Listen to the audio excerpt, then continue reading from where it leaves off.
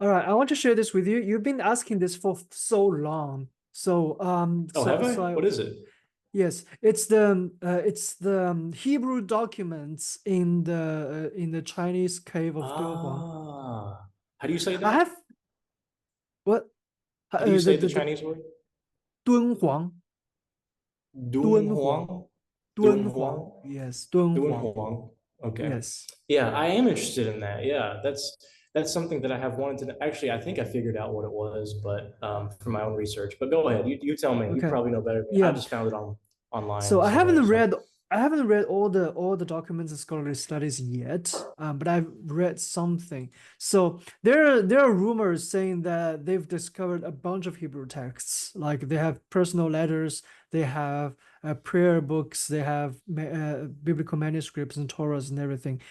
really, But the actual manuscripts I found, like the actual like good record, like not rumors, like the actual good scholarly works I read. There's only two documents that are actually recorded. One is a scholarly letter. One is a personal letter correspondence, and another one is a um, Passover prayer, which does not have the Masoretic markings. So it's like I think it's like ninth century, 8th century, somewhere between that. So I want to it's in Hebrew. it's in well, that's the intriguing part. Okay. Hey, before you continue, would Yeah. you show people what the Dunhuang, I don't know how to say it, sorry. Can you Dunhuang. show them Okay. what that show them what it is and like show them Okay. the place and then will you explain like what it is? Because if people's never heard of this, right, they'll have no clue. So, what is the Dunhuang Caves and what are these? How did they go? How did they find this manuscript? And would you explain Yeah. some of the background here? All right, Dunhuang caverns or Dunhuang caves. They are a group of caves and carvings in no, modern day northwestern China, and those carvings, those caves are of course in the mountains like that, but not always in the mountains. Not always in the mountains. Most of them in the mountains like that, and people have discovered the caves, and sometimes there are buildings built out of the caves. Like you see this big building, but it's empty there. Like you see different layers, but there's no layers inside. Inside is just a big Buddhist kind of statue inside. So you have a lot of these things, and you see it's so beautifully like constructed, so neat. In the picture, it's because it's all reconstructed. What you actually see inside is more something more like this. So these are the sites that a lot of ancient Jewish or no, sorry, not Jews, a lot of ancient Chinese and or non-Chinese modern nowadays we call them minority groups. They're documents, they're ancient documents. They have Islamic documents, they have Buddhist documents. Most of them are Buddhist documents, Buddhist paintings on the wall, and Buddhist sculptures. And then you also have ancient Jewish writings, which is very interesting. You have Jewish writings. You have ancient Taoist writings, which, by the way, is different from the Taoism that the Mhm. philosophical Taoism. The religious Taoism and philosophic Taoism are two different things. So the religious Taoist, one of the religious Taoist document written in Chinese actually mentioned Jesus, and he talked about Jesus uh, crucified on the cross. 3 days after 3 days, he rose again from the dead. Something like that. It's very interesting. Like you can see the the religious and cultural environment of that time was it was very like dynamic, very vibrant at that time. This It, was the, this area where they discovered these manuscripts was on the Silk Road too, wasn't it? Well, it was on the Silk Road, but the caves are like most of the caves are like this. Like all the wooden structures are all gone. Like they don't exist. They should look like Mm. this, But what you see here, this is just later reconstruction for the purpose of tourism, which is really dumb. I don't like it. But what you really see originally, it should look more like this. It should look more like this. So, it seems that the caves are more neatly carved than those caves in Dead Sea.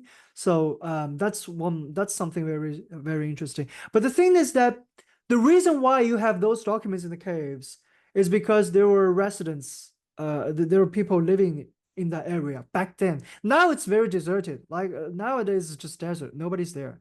But in the past, it seems that there's a very vibrant community there, and of course you have monks, you have temples, you have hermits, you have monasteries of different religions in those areas too. Um, but there are a lot of villages. Most of them are caves. Most of the discoveries are found in caves, but there are also a lot of villages that in the early 20th centuries, people, especially Western people, who went to China and did a lot of discoveries, a lot of archaeological diggings in those areas, in those places, and they found a lot of ancient villages. And those ancient villages contains a lot of ancient documents. So one of them is called Dandan Ulik. The Dandan Uilik is where the word Uyghur comes from. If people are interested in persecuted people groups in China, Uyghurs are the Uilik people. So ancient, that's their ancient name. So you have those. This place basically is a village, is a deserted village. People discovered it under the sand. But after the discovery, after the archaeological activity ceased, it it went back to like a very deserted condition. Where it's very difficult to even find a picture nowadays. Nowadays it's buried under the sand again. Like we don't find it anymore. Most of the important things are already taken out, like those paintings, sculptures, and in these two villages we find two documents, two Jewish documents. This is the letter they found. It's in a very dry area. That Like kind of you looks have, like Dead Sea Scroll yeah, script, they do like the way it's difference is written. that, Yeah. yeah, the difference is that it's only written on one side of it, because Chinese paper, that's the specialty of Chinese paper. You can only write on one side. When you go to the other side, it's just it's like, how do you say it? You can't read it. You can't write it. Right, right. So that's very special. However, The that's really amazing. Like when I look at that, especially the Dalits in that Hebrew script there, looks mhm, really similar to the way the Dead Sea Scroll scribes write their Dalits. Some of these letters look very uh, similar to how the Dead Sea that's right. Scroll Yeah. You scribes almost write have their some letters. you Some of them almost don't. have Some of these some letters do not look like it at right. all, but some of them do. Well, people need to understand that this is written with Chinese calligraphical brush. It's not written with pen, so it's somewhat Wow. different. Yes, it's very thin tip of the brush to write it. So, um, however, this is not Hebrew. What you're looking at is actually Persian. So there's a Hmm. group of Jewish people who live in modern day northwest China, which in ancient time was not a part of China. Uh, uh, the group of Jews who stayed there actually spoke Persian, and they probably are connected with the Jews in the Persian Empire back then. So the date is it's a very wide range of date. 300 AD to 900 AD. This is like this range is too wide. Like you can't determine, but I think it's about probably it's about 800 to 980. Um, Hmm. so this is a personal correspondence this is a letter written by a rabbi who interestingly has a bastard son. Actually, he mentioned Okay. this in his letter. He's telling the letter talks about there's a slaughter of the Tibetans by which group of people I don't remember, but there's a warfare that we can actually date very precisely. And then he talk about what happened there, and he's talking about like proper how to properly conduct tradings and what kind of gift they give to the governors and stuff. And he also instruct the receiver of the letter to give money to someone. Like the letter is very fragmented. We don't really know very precisely what's it all about, but that's roughly the content. So, but what's more interesting is that in this letter you see a lot of ancient. I think from the perspective exegesis, again it shows a window of how ancient Jewish people writes things, like even outside of rabbinical tradition. Because when you see those writings, when you see the way it conducts, like in the letter, even though he's writing uh, records of gifts to the governors and gifts to people, something like that. When you read it, you feel like you're reading the Pentateuch. Like that just reminds me the how the numbers was written. It's exactly the same kind of format, something like that. So I think it's very fascinating. And then it also has the even though he's telling about something like saying something about my situation and what you should do, something like that. He uses the kind of narrative technique that you see very similar to the book Ruth, or to like some of the small scrolls in the Hebrew Bible. So I think it's very neat, like very interesting that you can have like even though they spoke Persian, they wrote in Persian, the kind of Hebraic way of Hebraic literature features are still there. So that's something very interesting. But actually, Wow. there's actually another leaf of this letter, but I can't show you the manuscript precisely on the website because the Chinese government doesn't share it. I can only give you a like not very clear like example the picture of the leaf. That's another leaf from the same letter we were just Oh, talking. okay. So the So government hides it because they don't want people to like take the photos and publish them or something without permission? Chinese government doesn't want to share with people their things, not because of any specific reason, just because they want to show their superiority. Okay. Don't think too hard on Well, this. that's well, Um, that stinks. But at least we have the image that's not entirely clear. At least we have that. You could still read it, can't you, if you were You to zoom can, in? well, No? sort of, if you know Persian, yes, you can still read it. Okay, okay. Yes, All yes. right. So this is Danang. That's where it's found. I think there are a lot of villages like that. But most of those archaeological works are conducted by Westerners, British to be precise, just like those Egyptian discoveries we have in the early 20th century, late 19th century, early 20th century. So it's pretty similar. Mm. Unfortunately, China drove them out of China too early, so we don't have much archaeological activities going on ever since. And the communists they destroyed history.